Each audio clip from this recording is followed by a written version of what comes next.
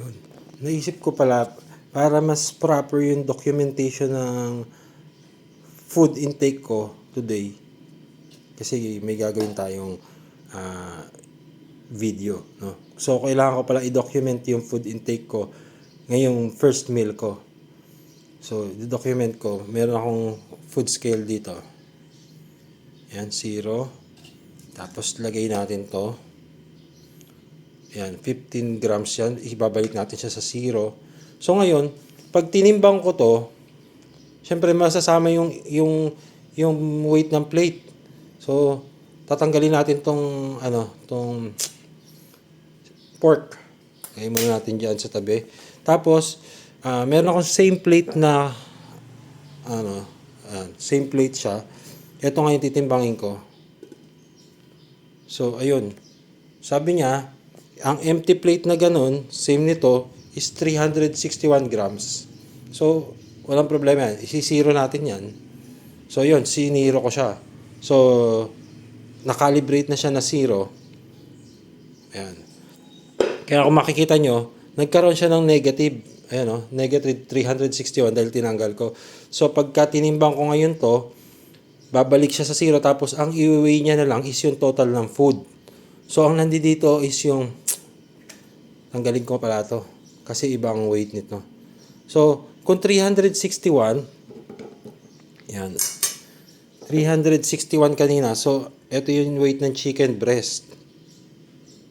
100 grams. Ayan yung weight ng chicken breast na kakainin ko ngayon. 100 grams ng chicken breast. So, kung kailangan ko kumain ng 600 grams, may 400 grams pa ako nakakainin buong araw. Tapos, ito, yung aking pancit canton, no? May version ng pancit canton is 400, kasama yun. Tinanggal ko yung yan. Kasama pala yung pork. Ayan. 417 grams. So, yung 417 grams, nandiyan dyan yung noodles, nandiyan dyan yung carrots, yung bell pepper, saka yung pak choy, saka yung kikiam, saka yung diced na chicken breast, nandiyan dyan. Tapos, nilagyan ko ng oyster sauce. Ano pa ba? Yun lang ang nilagay ko. So, itong mga meal natin. Tapos, itong tanggalin na natin to. Ayan. Balik na natin siya sa 0. Ang grams ng saging. 107 grams. Oh. So, itong saging na to at yung chicken na yun, halos magkatimbang. So, pag pinag-total natin yan, 100, kasi tatanggalin natin yung balat. Let's say, sabihin natin na 100 grams ang matitira. Tapos, patay ko na nga ito. Ayan. 100 grams nitong chicken breast.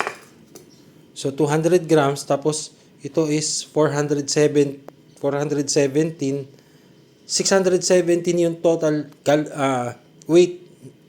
617 grams ang total intake ko ngayong breakfast. So, ganun ka-heavy ang breakfast ko. 617 grams kakainin ko. So, syempre, hindi pa kasama dun yung pag-inom ko ng tubig. So, expect natin na pag nag-weigh ako later after ko kumain, mas mabigat pa. So, balikan ulit natin para lang malinaw yung timbang ko. Timbang. Ayan. Timbang tayo ulit. Dali. Ayan. 66 kilos. 66 kilos, 0.20. 66 kilos and 200 grams. So, yun pa rin. Hindi pa rin ako nagbabawas.